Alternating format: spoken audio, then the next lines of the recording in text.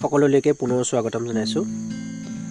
আজি আমি উচ্চতৰ মাধ্যমিক দ্বিতীয় বৰ্ষৰ জীৱবিজ্ঞানৰ সপুষ্পক উদ্ভিদৰ যৌন প্ৰজনন এই পাঠটোৰ বিষয়ে আলোচনা কৰিবলৈ লৈছো। আৰু আমি ইয়াৰ আগৰটো পাঠত অৰ্থাৎ জীৱৰ প্ৰজনন পাঠটোত উদ্ভিদে কেনেদৰে অযৌন প্ৰজনন সংঘটিত কৰে তাৰ বিষয়ে আলোচনা কৰিছিলো। আজি আমি ফুল ফুলা উদ্ভিদসমূহে কেনেদৰে যৌন প্ৰজনন কৰিব পাৰে তাৰ বিষয়ে আলোচনা কৰিম। আৰু সপুষ্পক উদ্ভিদৰ যৌন প্ৰজননৰ প্ৰধান অংগটো হৈছে ফুল। ফুলৰ সহায়তে উদ্ভিদে প্ৰজনন কৰিব পাৰে। আৰু এই বিষয়ে আমি ফুলৰ বিভিন্ন অংশসমূহৰ বিষয়ে উচ্চতৰ মাধ্যমিক প্ৰথম বৰ্ষত পঢ়ি আহিছো যদিও ইয়াৰ বিভিন্ন অংশসমূহৰ বিষয়ে আকৌ এবাৰ আমি চকু ফুৰাই চাব লাগিব। গতিকে ইয়াৰ বিষয়ে আমি কিছু কথা জানি লওঁ। ফুল হৈছে সপুষ্পক উদ্ভিদৰ এটি গুৰুত্বপূৰ্ণ অংগ যাৰ দ্বাৰা ফুলে প্ৰজনন কৰে। ফুলৰ অংগসমূহক 4টা চক্ৰত ভাগ কৰা হৈছে। সেইকেইটা হৈছে বৃত্তি, দলমণ্ডল, পুংস্তবক আৰু স্ত্ৰীস্তবক। এই 4টাই হৈছে ফুলৰ প্ৰধান চক্ৰ।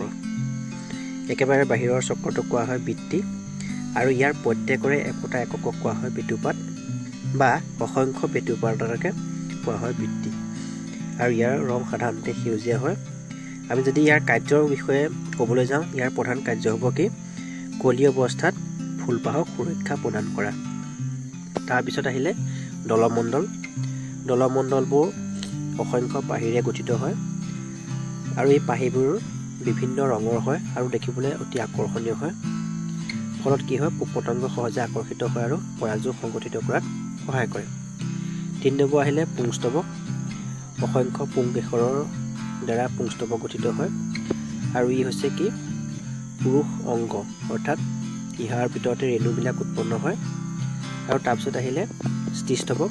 স্ত্ৰীস্তবক হৈছে উদ্ভিদৰ স্ত্ৰীজনন অংগ।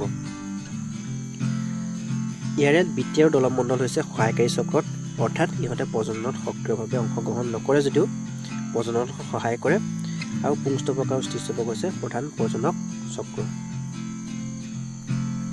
এতিয়া আমি বাহিৰৰ অংশ বৃত্তিৰ বিষয়ে জানিছোঁ।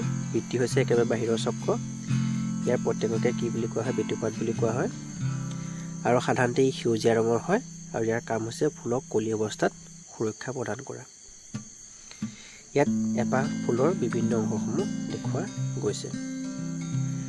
একেবাৰে ভিতৰৰ দীঘলীয়া কেশিকা এডালক কোৱা হয় কি স্ত্ৰীস্তবক, অৰ্থাৎ অসংখ্য গৰ্ভপত্ৰ বা একোডাল গৰ্ভপত্ৰকে কি পত্ৰৰ সমষ্টি হৈছে স্ত্ৰীস্তবক। স্ত্ৰীস্তবৰ একেবাৰে তলৰ অংশক কোৱা হয় গৰ্ভাশয়, আৰু এই গৰ্ভাশয়ৰ ভিতৰতে কি থাকে, গৰ্ভাশয়ৰ ভিতৰতে কি থাকিব, ডিম্বক থাকিব।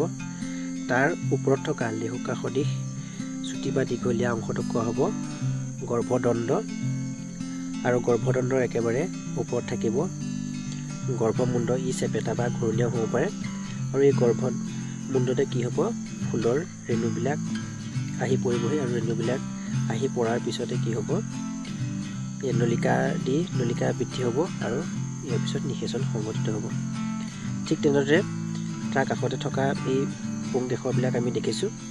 পুংকেশৰো 2টা ভাগ থাকে। একেবাৰে ওপৰৰ টেমুনাংশক কোৱা হ'ব পৰাগধানী, আৰু তলৰ ডালক কোৱা হ'ব পুংদণ্ড। তাৰপিছৰ বাহিৰৰ অংশটোক কোৱা হ'ব পাহি বা দলমণ্ডল। পাহিবিলাক দেখিবলৈ আকৰ্ষণীয় হয় আৰু বিভিন্ন ৰঙৰ হয়, এইটো কথা আমি গম পাইছোঁৱেই। তাৰপিছতে আহিব কি ইয়াৰ বাহিৰৰ অংশটোক কোৱা হ'ব কেলিক্স অথবা বৃত্তি বা বেটুপাত। অসংখ্য বেটুপাতৰ সমষ্টি হৈছে বৃত্তি, আৰু এই সকলোবিলাক অংগ কি পুষ্পাক্ষত সজ্জিত হৈ থাকিব। এইটোক কোৱা হ'ব পুষ্পাক্ষ। এতিয়া দলমণ্ডলৰ কথা কৈছে। দলমণ্ডল ফুলৰ দ্বিতীয় চক্ৰ। পাহিবোৰ বিভিন্ন ৰঙৰ আৰু আকৰ্ষণীয় হয়। দলমণ্ডলৰ একো একোটা একক কোৱা হৈছে পাহি।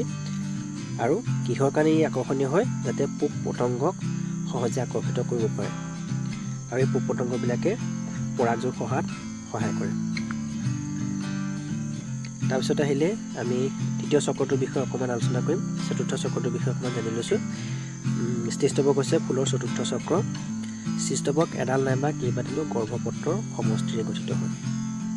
আৰু প্ৰতিডাল গৰ্ভপত্ৰত 3টা ভাগ থাকে।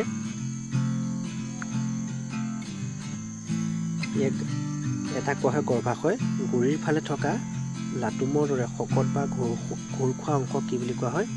গৰ্ভাশয় বুলি কোৱা হয়। গৰ্ভাশয়ৰ ভিতৰতে ডিম্বকবিলাক সজ্জিত হৈ থাকে। তাৰপিছত আহিলে গৰ্ভদণ্ড। গৰ্ভাশয়ৰ কেন্দ্ৰৰ পৰা বা কাষৰ পৰা বাঢ়ি অহা চুটি নাইবা দীঘলীয়া অংশক কি বুলি কোৱা হয়? গৰ্ভদণ্ড বুলি কোৱা হয়। অৰ্থাৎ গৰ্ভাশয়ৰ ওপৰ অংশটো কি বুলি কোৱা হয়? গৰ্ভদণ্ড বুলি কোৱা হয়। ই চুটিও হ'ব পাৰে, কিছুমান দীঘলীয়া হ'ব পাৰে। তাৰপৰা আহিলে গৰ্ভমুণ্ড।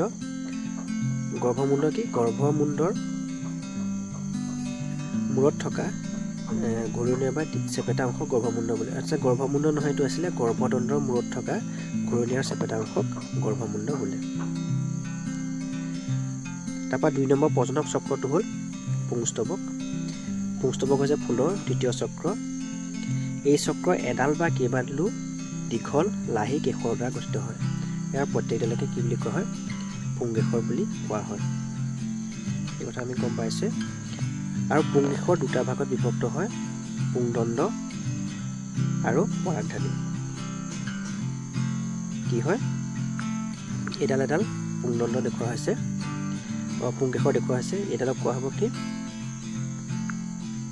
ওপৰত থকা অংশটোক কোৱা হ'ব, এইটোক কোৱা হ'ব এন্থাৰ বা পৰাগধানী। ইয়াৰ ভিতৰতে কি পুং ৰেণুবিলাক থাকিব। আৰু তলৰ দীঘলীয়া অংশটোক কোৱা হ'ব পুংদণ্ড। আৰু যদি আমি যদি পৰাগধানীটো আমি কাটি চাওঁ, তেতিয়াহ'লে 4টা আমি কোঠালি দেখিবলৈ পাম। এই প্ৰত্যেকটো কোঠালিক কোৱা হ'ব পৰাগথলী বুলি কোৱা হ'ব। আৰু পৰাগথলী 4টাক কিছুমান এখন বেৰে আৱৰি থাকে, সেইবিলাক কোৱা হ'ব সংযোজক। এইখন যোনখন বেৰখন আছে সেইখনক কোৱা হ'ব সংযোজক। অৰ্থাৎ এটা পৰাগধানীত 4টা অংশ থাকে। সেই প্ৰত্যেক 4টা অংশক কি বুলি কোৱা হয়? পৰাগথলী বুলি কোৱা হয়। আৰু এই পৰাগথলীৰ ভিতৰত অসংখ্য পৰাগ ৰেণু দেখিবলৈ পোৱা যায়। সেইটো কথাই কোৱা আছে পৰাগথলী বা পৰাগকোষ। প্ৰতি পৰাগধানীত 4টা থলী থাকে আৰু এই থলী 4টা পৰাগথলী বোলে। তাৰপিছত আহিলে পৰাগ ৰেণু। পৰাগথলীৰ ভিতৰত পোৱা অসংখ্য পাউডাৰৰ দৰে মিহি পদাৰ্থসমূহক পৰাগ ৰেণু বুলি কোৱা হয়। এতিয়া আজি আমি এইটো ভিডিঅ'ত ফুলৰ বিভিন্ন অংশসমূহৰ বিষয়ে অধ্যয়ন কৰিলোঁ। এতিয়া আমি গম পালোঁ যে ফুলত 2টা চক্ৰ পোৱা যায়। এটা হ'ল সহায়কাৰী চক্ৰ আৰু আনটোক কোৱা হ'ব কি? প্ৰজনক চক্ৰ। বা আমি আকৌ ইয়াক 4টা ভাগতো ভাগ কৰিব পাৰোঁ, বা 4টা অংশত ভাগ কৰা হয়। সেইটা হৈছে একেবাৰে বাহিৰৰ চক্ৰটোক কোৱা হ'ব বৃত্তি। তাৰপিছত চক্ৰটোক কোৱা হ'ব দলমণ্ডল। তাৰপৰা কোৱা হ'ব তাৰ ভিতৰৰ চক্ৰটোক কোৱা হ'ব পুংস্তবক। আৰু একেবাৰে ভিতৰত স্ত্ৰীস্তবক পোৱা যায়। এই 4টা চক্ৰই এপাহ ফুল গঠিত হৈছে আৰু ফুলেই হৈছে সপুষ্পক উদ্ভিদৰ প্ৰধান প্ৰজনক অংগ। আমি ইয়াৰ পিছৰটো ভিডিঅ'ত পুং ৰেণুৰ গঠন আৰু পুং ৰেণুবিলাক কেনেদৰে গঠন হ'ব পাৰে তাৰ বিষয়ে আলোচনা কৰিম। আৰু পুং ৰেণুৰ পৰা কেনেদৰে পুং জনন কোষৰ বিকাশ হয় তাৰ বিষয়ে আলোচনা কৰিম। ধন্যবাদ।